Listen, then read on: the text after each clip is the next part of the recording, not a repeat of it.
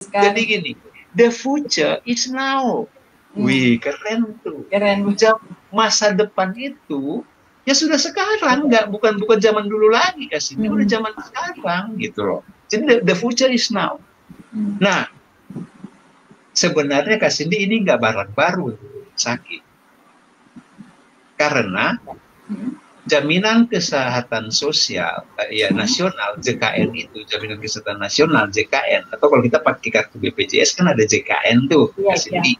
Nah, itu sudah mendisrupsikan teknologi di rumah sakit dalam bentuk billing payment. Misalnya, billing payment itu dengan kasih datang dengan jaminan BPJS, mereka sudah mendisrupsikan bagaimana online antara rumah sakit yang kasih didatangin itu dengan pemerintah sebagai penjamin atau pembayarnya. Itu sudah ada sebenarnya itu. Sehingga pada saat Kak Cindy keluar dari rumah sakit pun tinggal tanda tangan kan? Iya. Kan seperti itu. Nah, kalau kita jadi sebenarnya itu sudah mulai dari sana Kak Cindy. Kemudian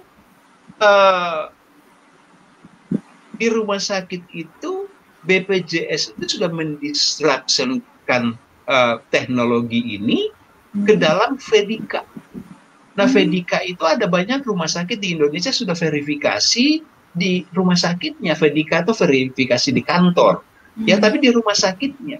Jadi di situ otorisasi terhadap pasien tersebut, kemudian inasi bijisnya yang dilakukan. Saya nggak menjelaskan inasi bijis secara detail ya, kan. Tapi mesti tahu juga inasi bijis itu Indonesia Case Based Group. Itu adalah komponen-komponen harga yang muncul sesuai dengan diagnosa yang ditimbulkan dan harus mengeluarkan pembiayaan. Nah, itu dia. Nah, itu simpelnya aja seperti itu. Dan disruption itu Kak Cindy bukan cuma untuk digitalnya itu aja, tapi manusianya pun harus di-disruption. Karena apa? Kalau nggak ada disruption di individual, rumah sakit akan melawan kompetitor yang ada di internal dia. Yaitu ada orang yang tidak mau terhadap perubahan ini gitu Kak Cindy. Karena apa? Belajar itu juga sulit kan Kak. Lalu rumah sakit sebagai incumbent. Nah, saya bicara incumbent. Incumbent itu kenapa? Incumbent karena rumah sakit itu kan sudah ada sejak zaman dulu kan Kak. Iya. Manajemennya boleh berubah-ubah, direkturnya boleh berganti-ganti, ya kan? Tapi ya rumah sakit, saya bilang secara incumbent ya rumah sakit tetap rumah sakit. Nah, secara incumbent ini rumah sakit harus menghadapi semua ini. Seperti minggu lalu kita bicara soal gaya-gaya kepemimpinan kan Kak Cindy. Nah, kita setuju waktu itu ada namanya leadership visioner.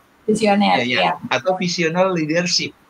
Visional leadership ini kan dia sangat cekatan dan sangat mampu beradaptasi dengan satu hal yang baru kan Kak Cindy. Nah, disinilah yang dibutuhkan leadership visioner untuk hal-hal yang ini. Sudah nggak bisa kita tinggalkan itu Kak Cindy, tidak bisa. Kita sudah ada di keadaan seperti saat ini. Kalau kita bicara secara khusus, tapi kita bicara secara menyeluruh di seluruh institusi bisnis sudah computerized Kak Cindy.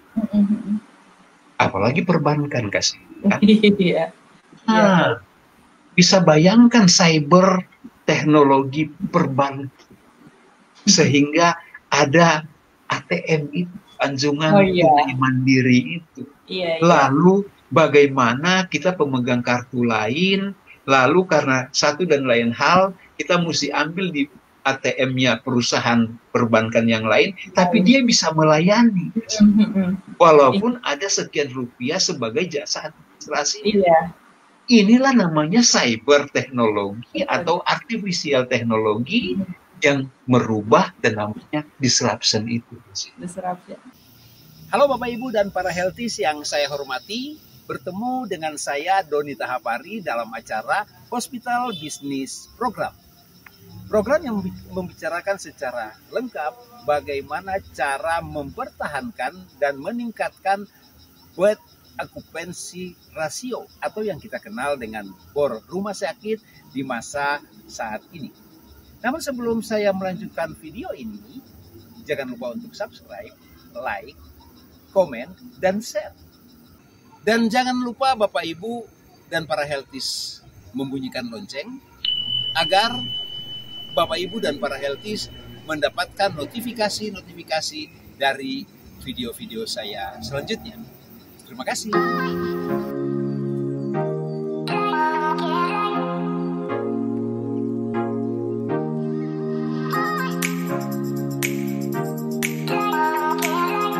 Rumah sakit juga begitu, Kak Srindi, seperti perbankan.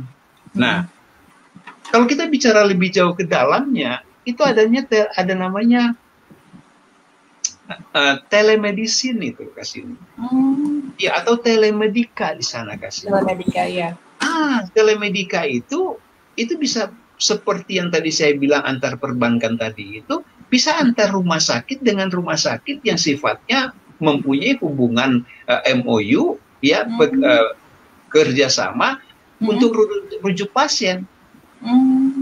Sehingga pada saat kalau ada pasiennya, ada kebutuhan pasien untuk mendapat fasilitas kesehatan lanjutan dan dia harus rujuk ke rumah sakit fasilitas lebih tinggi di sana, dia tinggal tulis dia tinggal tulis diagnosa pasien, kemudian kebutuhan dokter spesialis apa yang ada di sana, dibutuhkan misalnya ada kamar ICU di sana, dibutuhkan ruang isolasi kah, dibutuhkan ventilator kah, dan atau dibutuhkan perhatian khusus kah, dia tinggal ngisi di situ di datanya, dia enter, langsung muncul di sana. Nah, begitu di sana menjawab, di rumah sakit rujukan itu menjawab bahwa oke, silahkan kirim pasien yang Anda ingin rujukan ini, karena kita udah siap untuk menerimanya. Itu namanya telemedika. Telemedika itu, Coach. Nah, ini yang harus dilakukan oleh hospital. Makanya ada hospital disruption. Nah, kita bisa lihat begini misalnya. Di artificial intelligence kan itu kan kecerdasan buatan dalam satu sistem yang bisa diatur dengan konteks otak, ya. Tadi kita udah cerita fingerprint, ya kan, Kak Cindy. Nah, ada lagi tuh yang sekarang tuh namanya CCTV. Oh, iya. Kak Cindy, CCTV sekarang tuh canggih. Kepala rumah sakit bisa kemana-mana, dia hanya bawa gadget, karena dalam dia punya gadget itu udah bisa lihat tuh semua ruangan, semua bagian yang di CCTV-kannya, gitu loh. Yang di CCTV-in, gitu loh. Iya, jadi misalnya CCTV itu ada 32 lens, dia bisa berbagi tuh dalam satu gadget dia 32 tempat nih. Dia bisa lihat dari dia mau pergi umroh kah, dia mau pergi ke Yerusalem kah, dia mau jalan-jalan ke Eropa kah, atau dia cuti kah, dia lihat. Dan hebatnya lagi, dia bisa komen di situ tuh. Oh iya, benar, Coach. Iya, nah ini adalah cyber teknologi yang berbasis computerized. Nah, cyber inilah yang kita sebut dengan teknologi 4.01. Ya, jadi ini juga akan berlaku seperti ini, Kak Cindy. Contoh saat ini, ya. Ada thermal gun. Kak Cindy kalau kemana-mana masuk, kita mau ke tempat ATM yang masih dalam ruangan lah, kita kan di thermal juga kan? Oh iya, masih. Nah, itu kan sinar infrared yang membaca suhu kita kan? Itulah teknologi digital sensor itu, Kasih. Nah, digital sensor itu berlaku di alat kesehatan modern, Kasih. Di teknologi 4.0 itu, Kasih, kita bisa operasi jarak jauh itu. Bisa lakukan itu, dan itu akan ada nanti kita akan cerita di akhir-akhir cerita aja nanti tentang. Nah, itu akan ada kognitif computerized misalnya, ya karena itu kan karena apa? Itu kan disetting sebagai seperti manusia tapi bentuknya robot. Fitur canggih semua ada di sana dengan fitur-fitur khusus ya seperti manusia itu. Itu yang membuat hemat waktu, kemudian akan membuat hemat tenaga, lalu menjadi yang murah tadi itu, Kasih. Menghemat waktu. kan ya, karena semuanya cerdas gitu. Nah, dibutuhkan orang-orang yang visioner dan pemimpin-pemimpin visioner untuk menghadapi hal ini, sehingga dengan IT ini kita mampu, wah perlu lagi. Jawabannya itu pasti.